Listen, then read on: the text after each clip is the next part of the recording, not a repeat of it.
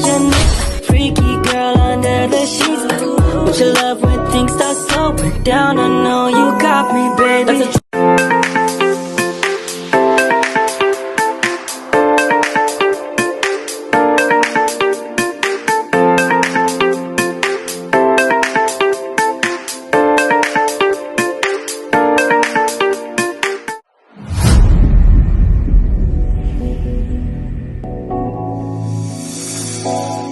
Halo semuanya, Assalamualaikum warahmatullahi wabarakatuh. Alhamdulillah, puji syukur saya ucapkan kehadiran Allah Subhanahu wa Ta'ala, karena hanya dengan rahmat dan izinnya lah saya dapat menyelesaikan video kali ini. Selawat beserta salam semoga dilimpahkan kepada junjungan kita Nabi Muhammad SAW yang telah membawa kita ke zaman jahiliyah dan zaman ilmiah yang penuh berkah ini. Saya mengucapkan terima kasih kepada dosen saya, Bapak Salman Al-Farisi MPD, selaku dosen pembimbing mata kuliah agama, dan juga saya berterima kasih kepada seluruh pihak yang telah mendukung saya untuk membuat video kali ini yang berjudul Tayamum sebagai solusi tidak adanya air. Baik, pertama-tama saya akan membahas ibadah dalam Islam memiliki syarat-syarat tertentu agar diterima, yaitu salah satunya adalah bersuci. Bersuci itu dapat dilakukan dengan dua cara, yaitu dengan air melalui wudhu dan mandi wajib, serta menggunakan debu suci melalui tayamum. Namun tidak semua kondisi memungkinkan seseorang untuk menggunakan air, seperti ketika sedang berada dalam perjalanan jauh, di daerah keringan, dalam keadaan sakit yang tidak boleh terkena air. Namun ketika air sangat terbatas dan lebih dibutuhkan untuk keperluan mendesak lainnya, dengan melakukan tayamum sebagai solusinya ketika tidak ada air, umat Islam itu dapat tetap melaksanakan ibadah dalam keadaan suci meskipun berada dalam keterbatasan. Oleh karena itu, pembahasan mengenai tayamum itu menjadi penting untuk dikaji lebih mendalam, baik itu dari segi pengertian, dalil, syarat, dan cara-cara maupun hikmahnya itu. Adapun manfaatnya yaitu menambahkan pengetahuan mengenai fikih, taharrur, dan khususnya tentang tayamum. Dan yang kedua, memberikan pemahaman kepada pembaca tentang pentingnya menjaga kesucian sebelum beribadah. Yang ketiga, menjadi referensi bagi pelajar atau masyarakat ketika menghadapi kondisi tidak adanya air.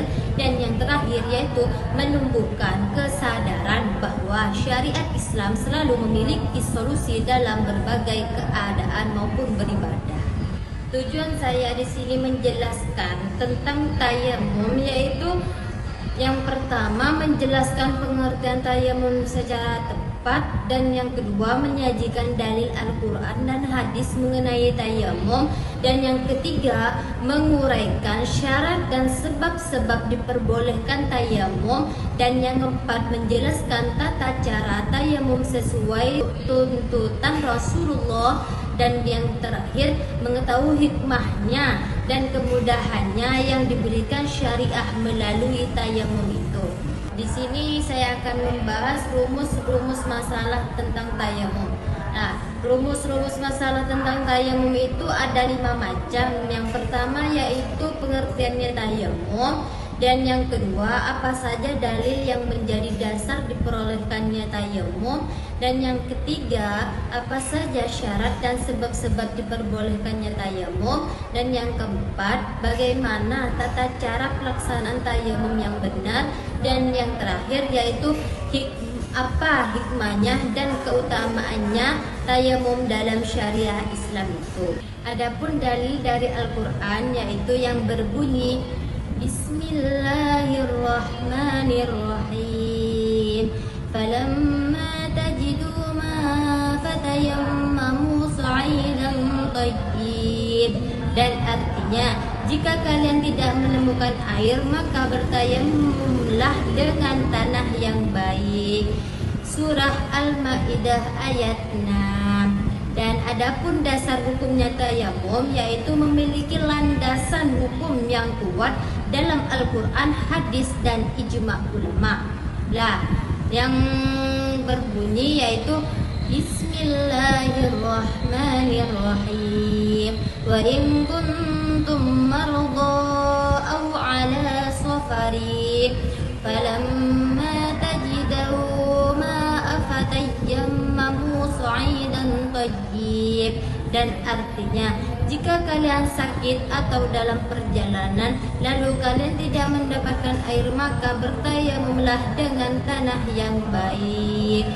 Surah Al-Maidah ayat 6. Nah, di sini saya akan membahas pengertian tayamum. Nah, pengertian tayamum secara bahasa, tayamum itu berarti menyengaja atau menuju kepada sesuatu. Dalam konteks syariat Islam, tayamum itu menggunakan debu atau tanah yang suci sebagai pengertian wudhu dan mandi wajib ketika tidak memungkinkan menggunakan air. Lah, tayamum merupakan bentuk kemudahan rukhsah yang diberikan Allah kepada umat Islam agar tetap melaksanakan ibadah meskipun dalam keadaan sulit. Adapun hadis Nabi Muhammad SAW, Rasulullah Subhanahu wa taala bersabda, "Ju'ilat liyal ardu masjidan wa tahura." Dan adapun artinya, dijadikan bagiku bumi sebagai masjid dan sebagai alat bersuci. Hadis riwayat Bukhari dan Muslim. Dan yang ketiga adalah ijma ulama. Lah, para ulama sepakat bahwa tayamum adalah pengganti wudhu dan mewajibkan mandi dalam kondisi tidak adanya air atau ketika penggunaan air dalam membahayakan. Nah, di sini saya akan membahas sebab-sebab diperbolehkannya tayamum.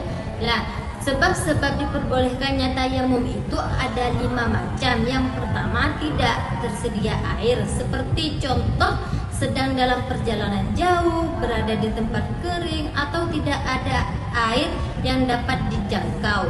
Dan yang kedua yaitu air ada tapi tidak cukup. Misalnya itu air hanya cukup untuk minum atau memasak. Dan yang ketiga yaitu penggunaan air membahayakan kesehatan, seperti orang sakit yang jika menggunakan air itu dapat mempengaruhi penyakitnya itu. Dan yang keempat, air berada pada jarak yang sangat jauh sehingga sulit atau membahayakan untuk mendapatkannya. Dan yang kelima yaitu waktu sholat sangat sempit. Seperti contoh, menunggu air dapat menyebabkan lewatnya waktu sholat gitu. Nah, selanjutnya saya akan membahas syarat-syaratnya tayamum. Syarat-syarat tayamum agar tayamumnya itu sah ada 5 macam. Yang pertama yaitu masuk waktunya sholat. Dan yang kedua, tidak menemukan air setelah berusaha mencarinya. Dan yang ketiga, menggunakan debu atau tanah suci yang memiliki unsur tanah. Dan yang keempat, tidak ada hal yang membatalkan tayamum sebelumnya. Dan yang kelima, tayamum dilakukan setelah sebabnya muncul, misalnya air tidak ada gitu. Selanjutnya akan membahas rukunnya tayamum, rukun tayamum dan atau bagian pokok tayamum itu.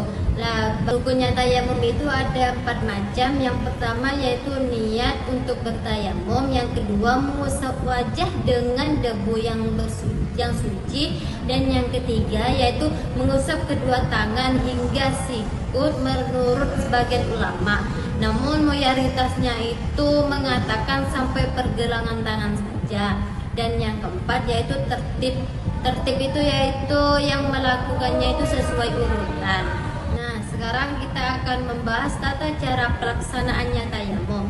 Nah, tata cara pelaksanaan tayamum itu ada 5 macam, yaitu yang pertama menghadap diri ke kiblat dan membaca basmalah. Dan yang kedua membaca niatnya tayamum yang berbunyi nawaitu tayammum li istihabati sholati fardhu lillahi ta'ala. dan artinya aku berniat tayamum agar diperbolehkan sholat fardu karena Allah Ta'ala. Dan yang ketiga yaitu menempukkan kedua tangan ke dada debu yang suci. Dan yang keempat yaitu mengusap wajah dengan kedua tangannya.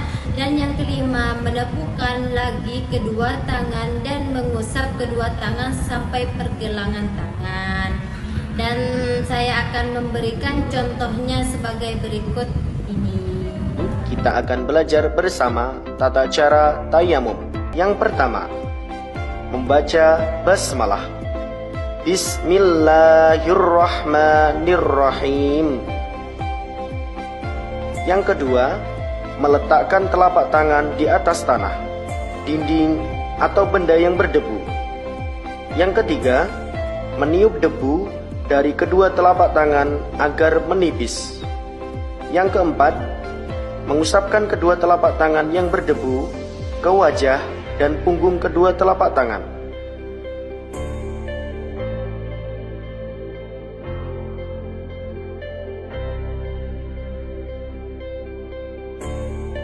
Demikian tata cara tayamum. Semoga bermanfaat.